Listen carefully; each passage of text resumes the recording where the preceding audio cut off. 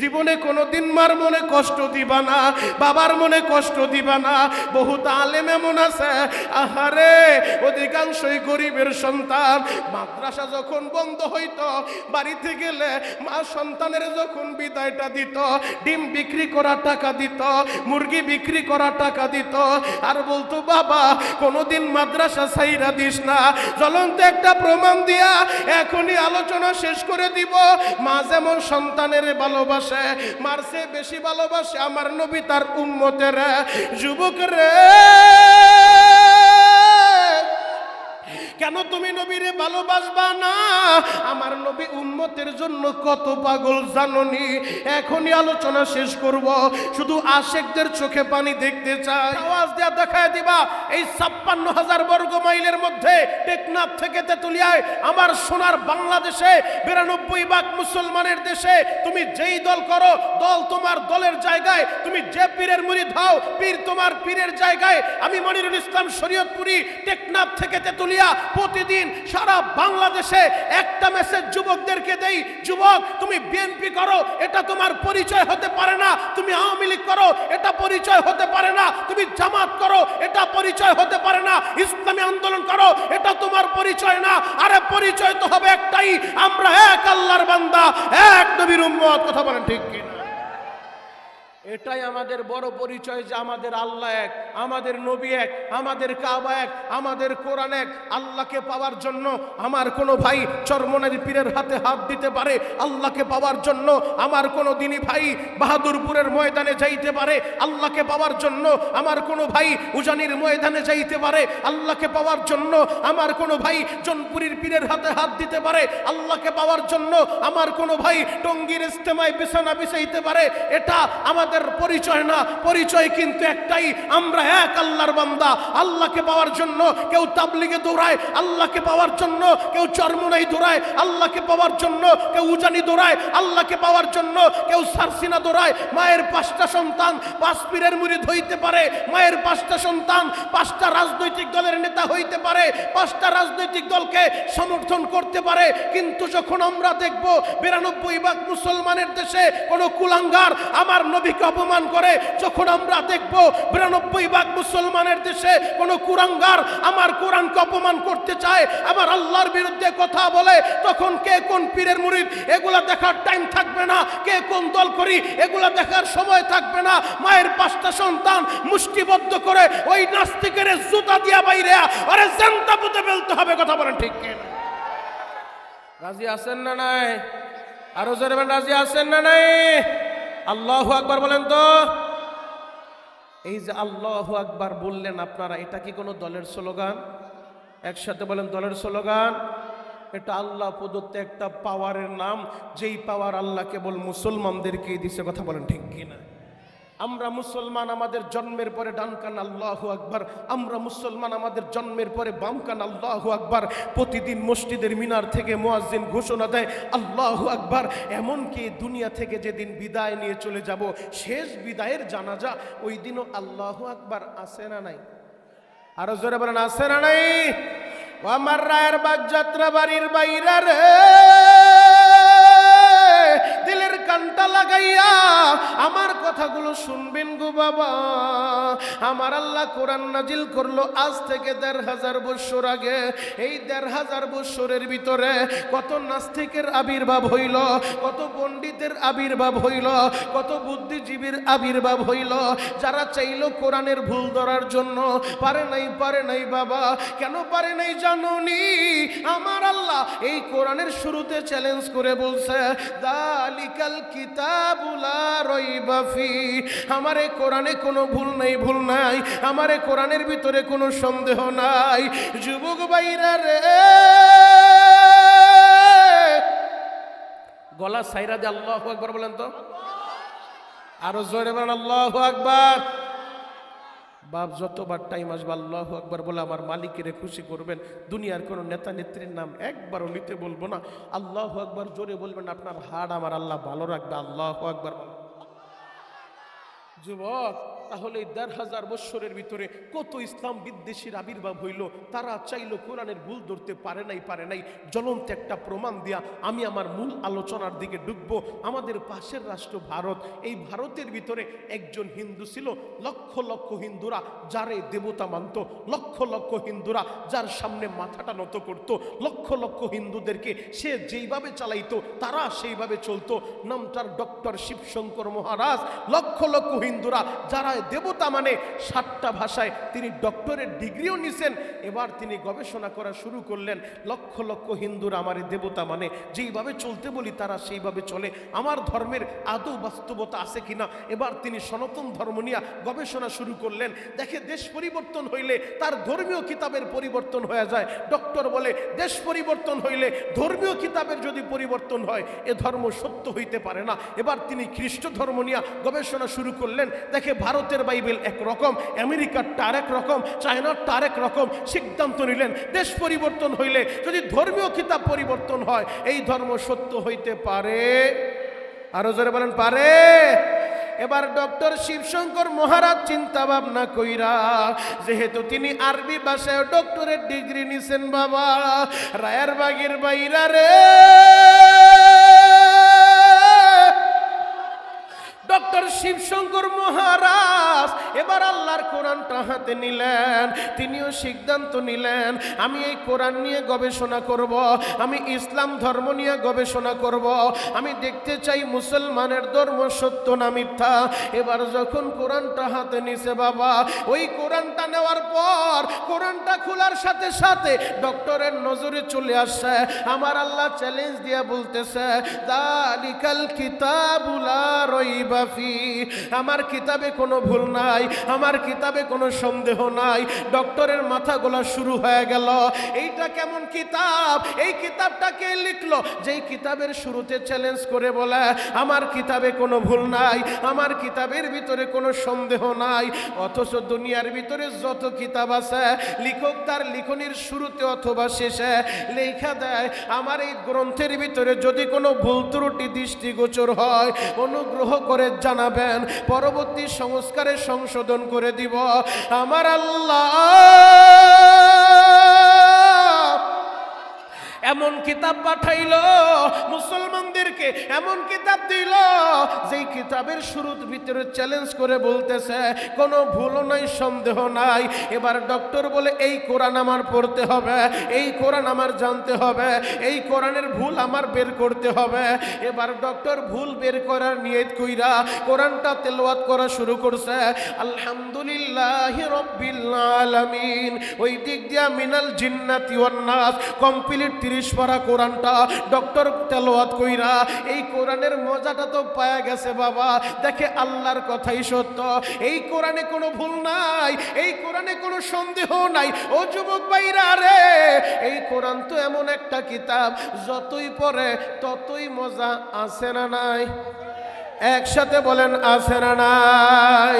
এই যে কিছুক্ষণ আগে বয়ান করলেন বাংলাদেশের উজ্জ্বল নক্ষত্র, ওই কুয়াকাটায় যার জন্ম মুফতি হাবিবুর রহমান মেজবা সাহেব কুয়াকাটা, তাদের 3টা ভাই মায়ের সন্তান। আমার আল্লাহ এমন কণ্ঠ দান করছে সারা বাংলাদেশে ঘুরিয়া ঘুরিয়া হাফিজুর রহমান সিদ্দিকী কুয়াকাটা, হাবিবুর রহমান মেজবা কুয়াকাটা, মাহফুজুর রহমান জাবের কুয়াকাটা, বাংলাদেশে পাড়ায় পাড়ায় মহল্লায় মহল্লায় যাইয়া এই কোরআনের দাওয়াত দেয় বাবা। আমার আগে তিনি বয়ান করে গেলেন, ব্যস্ততার কারণে আগেই চলে গেছেন। ওই মেজবা সাহেব হুজুর যে তেলাওয়াত করলো তার কণ্ঠে যখন আপনারা তেলাওয়াত শুনলেন ভিন্ন রকম একটা মজা লাগলো, ভিন্ন রকম একটা স্বাদ লাগলো। আপনি আপনার গ্রামের মসজিদে, আপনার মহল্লার মসজিদে এশারের নামাজটা আদায় করলেন, আপনার ইমাম সাহেব যখন সূরাতুল ফাতিহা আলহামদু সূরাটা পড়ছে ভিন্ন রকম মজা লাগলো। আবার হাফিজুর রহমান সিদ্দিকী পড়লে ভিন্ন রকম একটা মজা লাগে বাবা। ঠিক তেমনি ভাবে বাংলাদেশের বড় বড় কারি সাহেবরা যখন তেলাওয়াত করে বাবা ভিন্ন রকম একটা মজা লাগে। এই জায়গায় যারা হজে গেছেন, হাজি আছেন, ওই হাজিদের কাছে জিজ্ঞেস করেন, আহারে কাবা শরীফের প্রধান ইমাম শাইখ সুদাইসি যখন তেলাওয়াত করে মনে হয় যেন আল্লাহ কোরআনটা নাজিল করতেছে। কথা বলেন ঠিক কিনা? একই সূরা সূরাতুল ফাতিহা তেলাওয়াত পরিবর্তন হইলে, কারি পরিবর্তন হইলে, কণ্ঠ পরিবর্তন হইলে ভিন্ন ভিন্ন স্বাদ লাগে, কিন্তু খারাপ লাগে না বাবা। এই ময়দানে যারা বসে আছেন এমনও যুবক ভাই আছো 20টা বছর নামাজ আদায় করো, এমনও মুরব্বী বাবার আছে 50 বছর নামাজ আদায় করে, প্রতিদিন 5 ওয়াক্ত নামাজে একটা সূরা আমাদের পড়তে হয় প্রতি রাকাতে, যেই সূরার নাম সূরাতুল ফাতিহা। ও বাবা, আল্লাহকে সাক্ষী রেখে জবাব দেন তো, আপনি 50 বছর নামাজ আদায় করেন, আপনি 20 বছর নামাজ আদায় করেন, প্রতিদিন 5 ওয়াক্ত নামাজে প্রতি রাকাতে আলহামদু সূরা আপনি পড়েন, আজও পর্যন্ত কি খারাপ লাগছে? খারাপ লাগছে? বরং যতই পড়েন ততই মজা লাগে। ডক্টরও তো কোরআনের মজা পায়া গেছে বাবা, কমপ্লিট 30 পারা কোরআন পইরা কোরআনের মজা পায়া গেছে। এবার কোরআনটা নিয়া বাড়ির ভিতরে চইলা গেছে, কোরআনটারে তাকের উপরে রাইখা কোরআনটারে একটা কাপড় দিয়া ঢাইকা রাখছে যেন তার বিবিও দেখতে না পায়। এবার সন্ধ্যাবেলা বিবিরে ডাক দিয়ে বলে, বিবি রে আজকে একটু আলাদা রুমে তুমি ঘুমাইতে যাও। বিবি বলে, স্বামী গো কোনোদিন এমন কথা বলেন নাই, আজকে কেন আলাদা রুমে পাঠাইতে চান? ডক্টর বলে, বিবি রে কোনো প্রশ্ন কইরো না রে বিবি, আলাদা রুমে চইলা যাও, আমার ব্যক্তিগত কিছু কাজ আছে। ডক্টর তো আর বলতে পারে না আমি মুসলমানের ধর্মগ্রন্থ কোরআনটা পড়ব। এবার বিবির আলাদা রুমে পাঠাইয়া ঘরের দরজাটা লাগাইয়া পবিত্র বিছানা বিছাইয়া কোরআন হাতে নিয়ে বৈশা গেছে, কোরআন নিয়ে বৈশা গেছে রায়ের বাগের বাইরা রে। কোরআনটা নিয়ে বৈশা রাতের অন্ধকারে যখন কোরআনটা তেলাওয়াত করে, যতই পড়ে ততই মজা লাগে, যতই পড়ে ততই মজা লাগে। নিজের অজান্তেই চোখ দিয়া পানিগুলা ঝরতেছে বাবা। আবার কিছু সময় তেলাওয়াত করে আবার কোরআনটা বন্ধ কইরা হাত দুইটা উপরে উঠাইয়া আল্লাহরে ডাক দিয়ে বলে, ও মুসলমানের মালিক, তোমারে কিভাবে ডাকতে হয় আমি জানি না, তবে মুসলমানদেরকে দেখে এইভাবে হাত উঠায়, আমিও হাত উঠাইলাম। তোমারে কোন তরিকায় ডাকলে আমি তোমারে পাইব রে আল্লাহ, আমার একটা রাস্তা দেখায় দাও, কোন তরিকায় ডাকলে আমি তোমারে পাইব, আমি তোমারে বন্ধু বানাইতে পারবো। আবার কোরআন পড়ে, আবার কোরআনটা বন্ধ কইরা আমার আল্লাহরে ডাকে বাবা। আবার কিছু সময় কোরআন পড়ে, কোরআন পড়তে পড়তে কোরআনের এই আয়াতটা যখন সামনে চলে আসছে, আল্লাহ বলে, উদউনি আস্তাজিব লাকুম। এ বান্দা, আমি আল্লাহরে ডাক দিবি, আমি আল্লাহরে ডাক দিতে দেরি, আমি জবাব দিতে দেরি করব না। ও টাকারার বাগ যাত্রাবাড়ির বাইরা রে, একটাবার চিন্তা করে দেখছনি তোমারে আমারে জবানটা দিয়েছেন কে? মুখটা খুইলা বলেন না বাবা, কে? জবানটা দিয়েছে আমার আল্লাহ।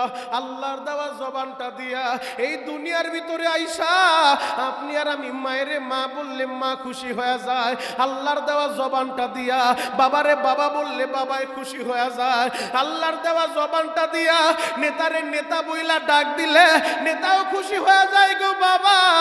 একটাবার চিন্তা করে দেখছনি, জবানটা তো দিছিল আমার আল্লাহ, আল্লাহর দেওয়া জবান দিয়া যদি আমিও আল্লাহরে আল্লাহ বইলা ডাক দিতাম, আমার আল্লাহও তো খুশি হয়ে যাইত। এই তো গত সপ্তাহে আমার আল্লাহ জুমার দিন এমন একটা জাকুনি শুরু কইরা দিছে, এমন ভূমিকম্প শুরু হয়ে গেল, আল্লাহ আমাদেরকে সিগন্যাল দিল, সতর্ক করলো, ও পথদুলা বান্দারা এখনো সময় আছে, ইহদিনাস সিরাতাল মুস্তাকিমের উপরে চইলা জান্নাতের মেহমান হয়ে যাও, এখনো তওবাটা কইরা নাও, এখনো সোজা রাস্তায় চলে আসো, এখনো কোরআনের পথে চলে আসো। ও আমার যুবক ভাইরা, ও আমার দাড়ি পাকা বাবাজিরা, আল্লাহ যদি আমাদেরকে ভালোই না বাসতো, গত সপ্তাহে আমাদের ফাইনাল করে দিত, আজকে আমাদের লাশটা মাটির সাথে মিশা যাইতো বাবা। আমাদের তো কোনো অস্তিত্বই ছিল না, আমার আল্লাহ অস্তিত্ব দিছে, আমার আল্লাহ আমাদের জবানটা দিছে, আমার আল্লাহ আমাদের চেহারাটা দিছে, আমার আল্লাহ আমাদের বডিটা বানাইছে। ও যুবক ভাইরা রে, আল্লাহর দেওয়া জবানটা দিয়া নেতারে খুশি করলা, মা বাবারে খুশি করলা, বন্ধু বান্ধবের খুশি করলা, তুমি তোমার স্ত্রীরে খুশি করলা। দিয়া যদি আমার আল্লাহরে আল্লাহ বইলা ডাক দিতা, আমার আল্লাহ তো খুশি হয়ে যাইতো বাবা। আমার আল্লাহ তো এই ঠোঁটের মাঝখানে তাকায় থাকে, কখন আমার বান্দা আমারে আল্লাহ বইলা ডাক দিব। সবাই গলা ফাটায় আল্লাহরে একটা ডাক দেন না, আল্লাহ। আরো জোরে ডাক দেন, ডাক দেন, ডাক দেন, ডাক দেন, ডাক দেন, ডাক দেন। চিৎকার মাইরা ডাক দাও, ডাক দাও, ডাক দাও। যুবক ডাক দাও না, আল্লাহ। আল্লাহ তুমি তাকায় দেখো, এই ডাকারার বাগ যাত্রা বাড়ির দিকে একটা বার তাকাও। আজকে 2রা ডিসেম্বর 2025 সালে এই গভীর রাত্রে বৈশা তোমার পাগলেরা তোমারে আল্লাহ বলে ডাক দিছে। মালিক এদের ফিরায় দিও না গো, এদেরকে তুমি তাড়া দিও না আল্লাহ, এদের সবাইকে তুমি কবুল করে নাও। চিৎকার মেরে বলেন না বাবা আমিন। যুবক খোদার কসম করে বলি, আমিও গুনাহগার, তুমিও গুনাহগার। এই যে হুজুর বসে আছে, হুজুরও গুনাহগার, অতিথি ভাইরা তারাও গুনাহগার। কে বলছে জানো? মদিনার নবী বলছে, কুল্লু বানি আদম খাত্তাউন, প্রতিটা আদম সন্তান গুনাহগার। তবে এদের ভিতরে উত্তম তারা যারা গুনাহ হওয়ার পর আল্লাহর কাছে তওবা করে, আল্লাহর কাছে রোনাজারি করে, ইস্তেগফার করে। যখন বান্দা খাঁটি দিলে ইস্তেগফার করে, তাওবার মতো তওবা করে, আমার আল্লাহ ওই বান্দার গুনাহগুলা শুধু মাফই করে না, সাইয়্যাতিহিম হাসানাত, ওই গুনাহগুলারে নেক দিয়া বদলায়া দেয়। আল্লাহু আকবার। যুবক গুনার বোঝাটা নিয়া আজকে তালিমুল কোরআন ওয়াস সুন্নাহ মাদ্রাসার মাহফিল আইছো। গুনাহ করতে তোমার 20 বছর লাগছে, কারো 10 বছর 30 বছর লাগছে। খোদার কসম করে বলি, আমার আল্লাহর 20 বছর 30 বছর লাগবে না, একটা সেকেন্ড লাগবে না আল্লাহর মাফ করতে। যদি ডাকার মতো ডাক দিয়ে আল্লাহরে বুঝায় বলতে পারো, আমি বড় পাপী, আমি বড় অপরাধী, আল্লাহ দেও না মাফ কইরা, চোখের পানি দিয়ে আল্লাহরে ডাক দিবা, আমার আল্লাহ মুহূর্তের ভিতরে মাফ করে দিতে পারে। কথা বলেন ঠিক কিনা? তাহলে ভালোবাসা একটা ডাক দেন তো, ইয়া আল্লাহ, ইয়া আল্লাহ।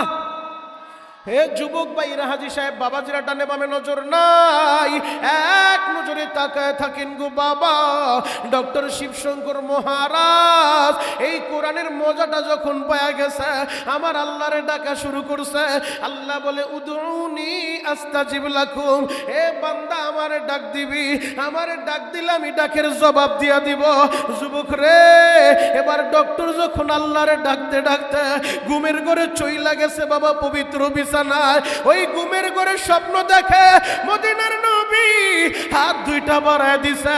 এরে ডক্টর, দেরি কইরো না, দেরি কইরো না, তাড়াতাড়ি কালিমাটা পইরা নাও। স্বপ্নে যুগে ডক্টর যখন কালিমাটা পড়ছে বাবা, পুরা রুমটা সুগ্রানে ভরে গেছে। ডক্টর চিন্তা করতে লাগলো, এত বড় দামি সংবাদ আমি কারে শোনাবো, আমি কার কাছে বলবো?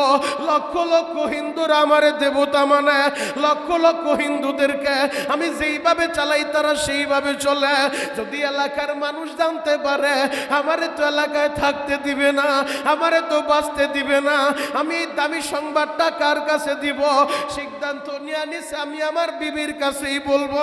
ডক্টর ঘরের দরজাটা খুইলা রাত্র 3টার সময় যখন বিবির রুমের দিকে রওনা দিছে বাবা, আমার যুবক ভাইরা রে, ওই রাত 3টার সময় ডক্টর তাকায় দেখে তার বিবিও ঘরের দরজাটা খুইলা কাপড়ের আঁচল দিয়া চোখের পানিগুলা মুছতে মুছতে, আহারে চোখের পানিগুলা মুছতে মুছতে স্বামীর রুমের দিকে আগাইতেছে। ডক্টর বলে, বিবি রে, এই গভীর রাত্রে তুমি কেন কান্দো? তোমার চোখের ভিতরে কেন পানি দেখা যায়? বিবি বলে, স্বামী আমি কেন কাঁদি জানতে চান? আমি কেন কাঁদি শুনতে চান? অবশ্যই আপনারে বলবো। আগে বলেন আপনি কেন কাঁদেন? কোনোদিন আপনার চোখে তো আমি পানি দেখি নাই। এবার ডক্টর বলল, বিবি রে অবশ্যই আমি বলবো, আগে বল তুই কেন কাঁদো? বিবি বলে, স্বামী গো, বিশ্বাস করেন আপনি যখন আলাদা রুমে পাঠাইছেন, আমি তো আলাদা রুমের ভিতরে ঘুমায় রয়েছি। আমি ঘুমের ঘরে স্বপ্ন দেখি সাদা পোশাক পরিহিত মুসলমানের নবী আমাদের বাড়ির আঙ্গিনায়, ওই নবী কালিমা পড়াইছে, আমি তো কালিমা পরে মুসলমান হয়ে গেছি। যেই নবীর স্বপ্ন দেখছি, ওই নবীর জন্য, ইসলামের জন্য আমি আমার জীবন দিব, ঈমান দিতে পারবো না। আল্লাহু আকবার। ডক্টর বলে বিবি যেই ভুল তুই করছে একই ভুল তোর স্বামীও করছে, জীবন দিতে হইলে একা দিবি কেন? ইমানের জন্য, ইসলামের জন্য স্বামী আর স্ত্রী দুজন জীবন দিয়া দিব, এরপরও ইমান দিতে পারবো না। যুবক ভাইরা, একটা হিন্দুর সন্তান আমার নবীর স্বপ্ন দেখা জীবন দিতে চায়, আমার নবীর স্বপ্ন দেখা কলিজা কাইটা দিতে চায়, আর তুমি আর আমি মুসলমানের সন্তান, মুসলমানের ঘরে জন্ম নিয়া আজকে কপাল পরা মুসলমান সেই ইসলামের বিরুদ্ধে কথা বলে, নবীর বিরুদ্ধে কথা বলে, দাড়ি টুপির বিরুদ্ধে কথা বলে, কোরআনের বিরুদ্ধে কথা বলে। ওদের মতো হতভাগা পৃথিবীতে কেউ নাই, কথা বলেন ঠিক কিনা? দল যেটা মন চায় সেটা করেন, দল আপনার দলের জায়গায়, তবে ইসলামের বিরুদ্ধে কেউ কথা বললে এই জায়গায় কোনো আপোষ চলবে না, কথা বলেন ঠিক কিনা? নবীর বিরুদ্ধে কথা বললে কোনো আপোষ চলবে না। আমরা মুসলমান, আমাদের মায়ের চাইতে, বাবার চাইতে, ছেলের চাইতে, মেয়ের চাইতে আমরা আমাদের কলিজার চাইতে আমাদের নবীকে বেশি ভালোবাসি, কথা বলেন ঠিক? কেন তুমি নবীকে ভালোবাসবা না? যেই নবী পুরাটা জিন্দিগি উম্মতের জন্য কেঁদেছে, এখনো পর্যন্ত সোনার মদিনায় সবুজ গম্বুজের নিচে শুয়া চোখের পানি জরা উম্মতের জন্য কাঁদে, ময়দানে মাহশারে যেই নবী উম্মতের জন্য কাঁদবে, কেন তুমি সেই নবীরে ভালোবাসবা না? ওই নবীরে ভালোবাসার দরকার আছে না নাই? আরো জোরে বলেন, আছে না নাই? হ্যাঁ, সমস্যা কোনো ডিস্টার্ব করতেছেন? যে যে জায়গায় বসতে বসুন, স্লিপ দিচ্ছেন, শেষ করবো, শেষ করে রাখুন। ঠিক আছে ভাই, আলোচনা এই পর্যন্ত থাক ইনশাআল্লাহ। না আর চলবে না? চলবে? চলবে? চলবে? একটা শর্তে 5 মিনিট আলোচনা করব, ময়দান থেকে একটা লোক ওটা করতে পারবে না। রাজি আছেন ইনশাআল্লাহ? আল্লাহু আকবার বলেন তো, আরো জোরে বলেন আল্লাহু আকবার।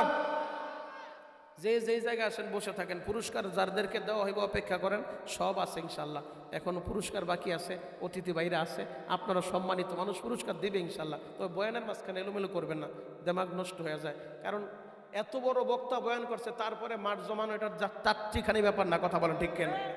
হাবিবুর রহমান মেজবা সব চলে গেছে, পুরা ময়দান খালি হওয়ার কথা, আলহামদুলিল্লাহ ময়দান ভরছে, পুরস্কার কারে নিয়ে দিতেন? এটা তো বুঝার দরকার,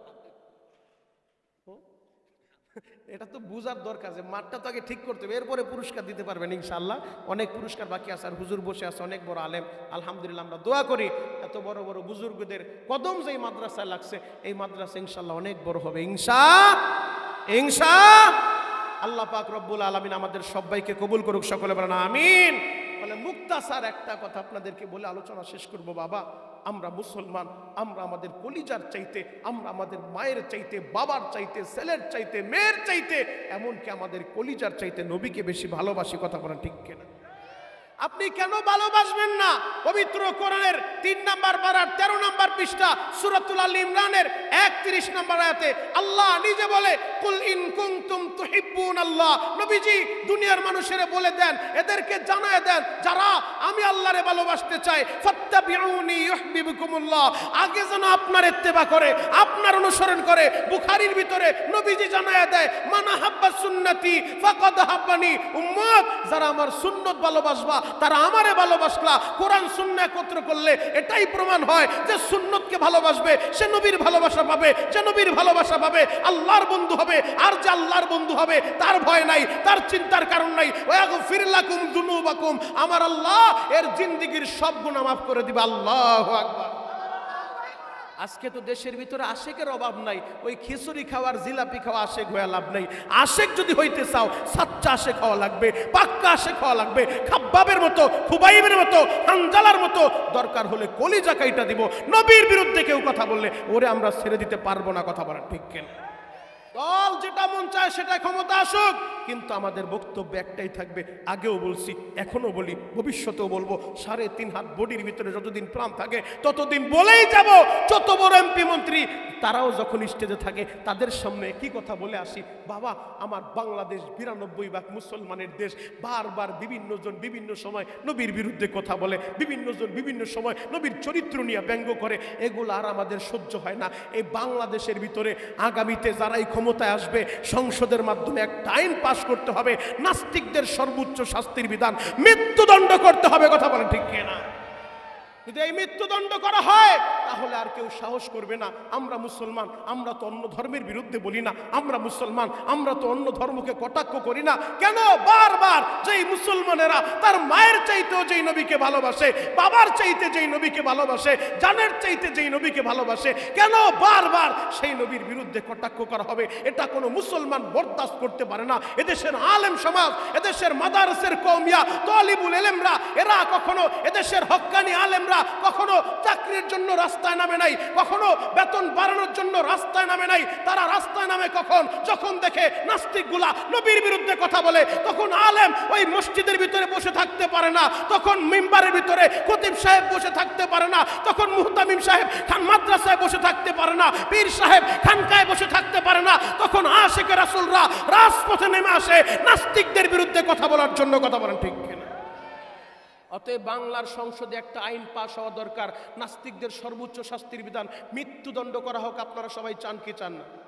সবাই চান কি চান না? আল্লাহু আকবার বলেন তো, আরো জোরে বলেন আল্লাহু আকবার।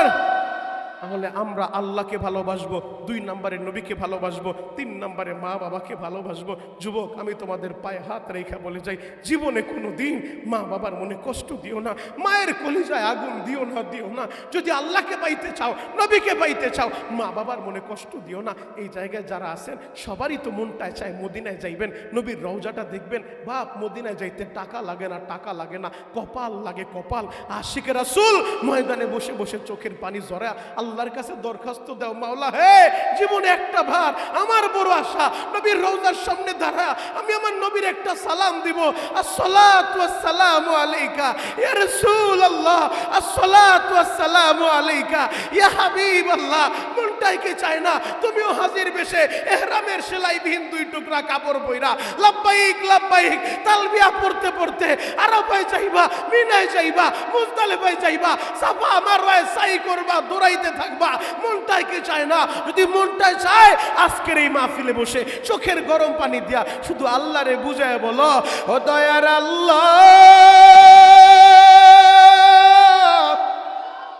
জীবনে বেশি কিছু চাই না রে আল্লাহ, আমি মরার আগে একবার তোমার ঘরটা দেখতে চাই, আমি মরার আগে আমার নবীর রওজাটা দেখতে চাই।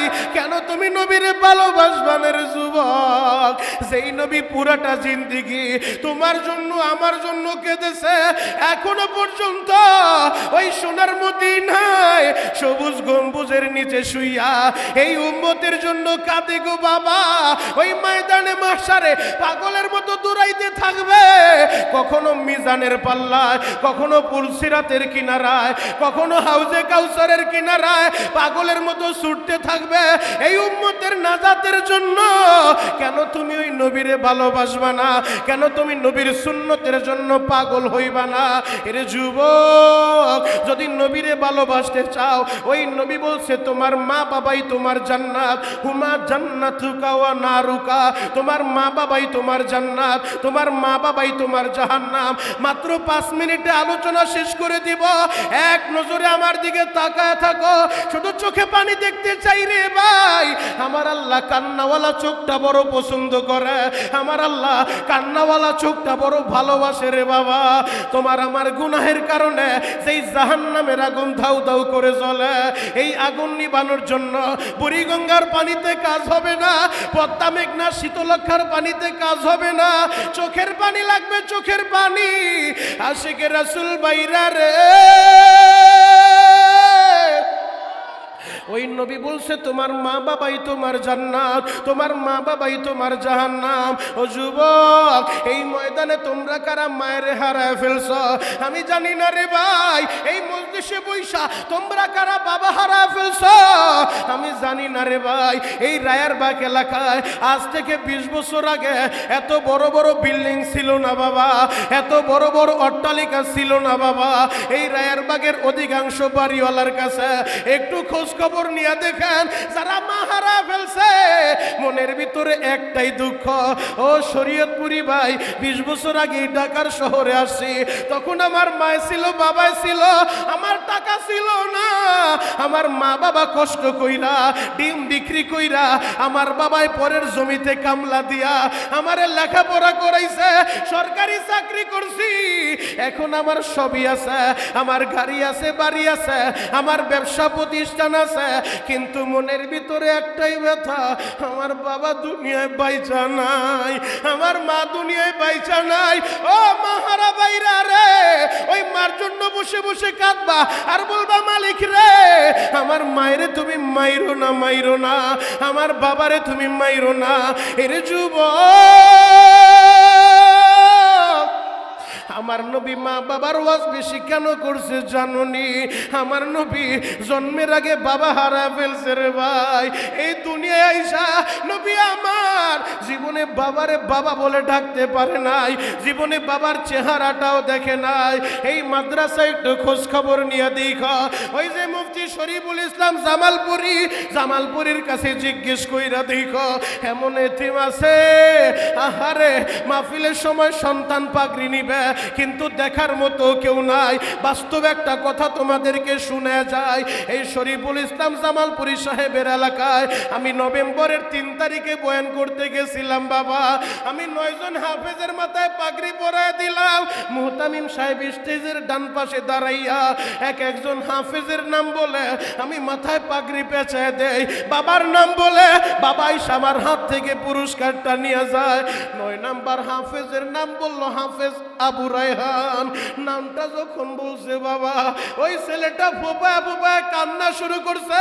মুহতামিম দ্বারা বলে আবু রায়হানের কেউ আসেননি, ওর পুরস্কারটা নেওয়ার মতো কোনো অভিভাবক আসেননি। খোদার কসম করে বলি বাবা, হাজার হাজার মানুষ ময়দানের ভিতরে, শত শত মানুষ দাঁড়ায় রয়েছে, কেউ আসে না, পুরস্কারটা নেওয়ার মতো কেউ নাই। ছেলেটা যখন আমার সামনে আসলো, আমি মাথায় পাগড়ি পেঁচাইতেছিলাম আর ও শুধু দাঁড়ায় দাঁড়ায় কান্না করে।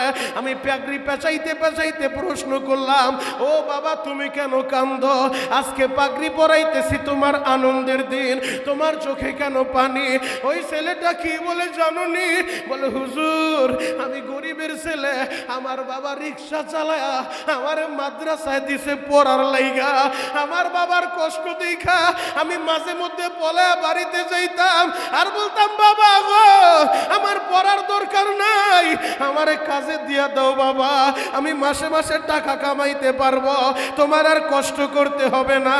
আমার বাবা তখন কামতো আর বলতো বাবা রে আমি তোর বাবা, আমি বাবা হইয়া তোরে মূর্খ রাখতে পারি না রে বাবা, আমি তোরে হাফেজ বানাবো।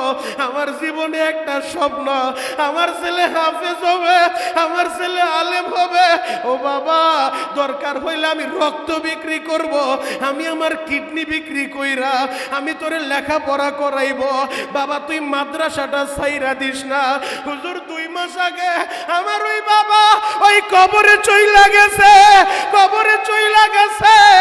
আজকে আপনি আমার পাগড়ি পরা দিলেন, কিন্তু আমার বাবাই দেখতে পারলো না। ও যুবক, এমন কত বাপ হারা ছেলে, এমন কত মা হারা ছেলে এই ময়দানে বসে চোখের পানি জড়াইতেছে। আল্লাহ ওই মা বাবা হারা সন্তানের চোখের পানির খাতিরে মা বাবারে তুমি মাফ করে দাও। প্রবাস থেকে আজকে একটা ছেলে টেলিফোন করে মার জন্য দোয়া চায়। ওই প্রবাসীরা কত কষ্টে জাননি, কারণ প্রবাস জীবনটা কষ্টের জীবন। বহুত প্রবাসী এমন আছে বাবারে মাটিটাও দিতে পারে না, মায়েরে মাটিটাও দিতে পারে না। ওই যে দেশনায়ক জনাব তারেক রহমান লন্ডনের ভিতরে বৈশা চোখের পানি জড়ায়, তার মা দুঃখিনী হাসপাতালে পড়ে আছে, মনটাই তো চায় অসুস্থ অবস্থায় মার পাশে থাকবে, মনটাই তো চায় অসুস্থ অবস্থায় মার বিছানার পাশে বসবে, কিন্তু যেভাবেই হোক সুযোগ হইতেছে না। ওই জায়গায় ছেলে কান্দে আর মা দুঃখিনী ওই হাসপাতালে শুয়া শুয়া কান্দে। এমন একটা জীবন আজকে যে যেই দল করুক, বেগম খালেদা জিয়ার জন্য সবাই চোখের পানি জড়ায়, সবাই দোয়া করে। কেন দোয়া করে জানো? এই মানুষটা এত কষ্ট পাইছে, স্বামী হারাইছে, সন্তান 2টা হারায় ফেলছে, এক সন্তান অল্প বয়সে হারাইয়া আর এক সন্তান প্রবাসের বাড়িতে, মন চাইলেও সন্তানের চেহারা দেখতে পারে না। এত কষ্ট নিয়া এই দেশে পড়েছিল, এই কারণে সবাই তার জন্য দোয়া করে, আমিও দোয়া করে গেলাম। আল্লাহ বেগম খালেদা জিয়ারে সুস্থ করে দেন, হায়াত না থাকলে ঈমানের হালতে কবুল করবেন। ওর আমার রায়েরবাগের বাইরা রে, আমি যেই জিনিসটা বুঝাইতে চাই, ওই প্রবাসী ছেলে টেলিফোন করে কেন কান্দে জানো? মায়েরে মাটিটাও দিতে পারে নাই। এই ময়দানে তোমরা যারা মা হারায় ফেলছো রে ভাই, বাবা হারায় ফেলছো, এখন বসে বসে কাঁদবা। আর তোমাদের যাদের মা আছে বাবা আছে, এই হুজুরের সামনে আমি ওয়াদা করলাম, হয়তো আমি বড় পীর সাহেব না, হয়তো আমি বড় মাওলানার মুফতি না, আমি তাদের ছাত্র হওয়ার যোগ্যতা রাখি না বাবা। এরপর প্রতিদিন আমি গুনাহগারের কথা শুই না, আলেমরা কান্দে, যুবকেরা কান্দে, নেশাখোররাও কান্দে। কেন কান্দে জানো নি? এটা আমার মায়ের দোয়া, বাবার দোয়া। এই হাত দুইটা দিয়া আমি বহুতবার কাবার গিলাপটা ধরছি রে বাবা। গত মাসেও কাবাঘর ধরে আমি আল্লাহর কাছে দোয়া করে আসি, আল্লাহ বাঁচাইলে রমজানও যাব, আমি তোমাদের জন্য দোয়া করব। এই ময়দানে যারা বসে আছো, আমার বয়ানের পরে বাড়িতে যাইয়া মার কাছে মাপ চায়া নিবা। ও তলবেলেম বাবাজিরা, তোমরা কি শামসুল হক ফরিদপুরীর মতো হইতে চাও? হাজী শরীয়তুল্লাহ হইতে চাও? শাইখুল হাদিসের মতো হইতে চাও? মুফতি আমিনীর মতো হইতে চাও? মার দোয়া নিয়ে চলবা। জীবনে কোনোদিন মার মনে কষ্ট দিবা না, বাবার মনে কষ্ট দিবা না। বহুত আলেম এমন আছে, আহারে অধিকাংশই গরিবের সন্তান। মাদ্রাসা যখন বন্ধ হইতো, বাড়িতে গেলে মা সন্তানের যখন বিদায়টা দিত, ডিম বিক্রি করা টাকা দিত, মুরগি বিক্রি করা টাকা দিত, আর বলতো বাবা কোনোদিন মাদ্রাসা ছাইরা দিস না। জ্বলন্ত একটা প্রমাণ দিয়া এখনই আলোচনা শেষ করে দিব। মা যেমন সন্তানের ভালোবাসে, মার চেয়ে বেশি ভালোবাসে আমার নবী তার উম্মতের। যুবক রে, কেন তুমি নবীরে ভালোবাসবা না? আমার নবী উম্মতের জন্য কত পাগল জাননি। এখনই আলোচনা শেষ করব, শুধু আশেকদের চোখে পানি দেখতে চাই। আমার নবী তার আদরের সাহাবী মুআজ ইবনে জাবালকে ইয়ামানের গভর্নর বানাইছে বাবা। ইয়ামানের গভর্নর বানাইয়া মা যেমন ছেলেরে বিদায় দেয়, নবী তার সাহাবীরে বিদায় দিতেছে। মুআজ ইবনে জাবাল উটের উপরে আমার নবী নিজ দিয়ে হাঁটতেছে আর কথা বলতেছে, ও মুআজ কেমনে তুমি পরিচালনা করবা, কেমনে তুমি রাষ্ট্র চালাইবা, কেমনে তুমি বিচার ফয়সালা করবা। এইভাবে কথা বলতে বলতে মুআজ ইবনে জাবালকে বিদায় দেয়। মা যেমন সন্তানের বিদায় দেয়, এই জায়গায় যারা আছেন, কারো বাড়ি নোয়াখালী, কারো বাড়ি কুমিল্লা, কারো বাড়ি লক্ষ্মীপুর, কারো বাড়ি রংপুর, দিনাজপুর, কুড়িগ্রাম, পাটগ্রাম, নেত্রকোনা, কারো বাড়ি উজিরপুর, নাজিরপুর, বরিশাল, মেহেন্দিগঞ্জ, মাদারীপুর, শরীয়তপুর, যেই জায়গায় আপনার বাড়ি হোক, অধিকাংশ সন্তান একটু মনের সাথে মিলায় দেখেন, যখন সন্তান বাড়ি থেকে ডাকার উদ্দেশ্যে রওনা দেয়, মা দুঃখিনী সন্তানের গাড়ির ভিতরে উঠায়া দিয়া যতই ছেলে বলে মা বাড়িতে চইলা যাও, মা বাড়ি যায় না রে ভাই, কাপড়ের আঁচল দিয়া চোখের পানি মুছে সন্তান যেই গাড়িতে উঠছে, ওই গাড়িটা যত দূর দেখা যায় মায় তাকায় থাকে। মা যেমন ছেলেরে বিদায় দেয়, নবী তার সাহাবীরে বিদায় দিতেছে।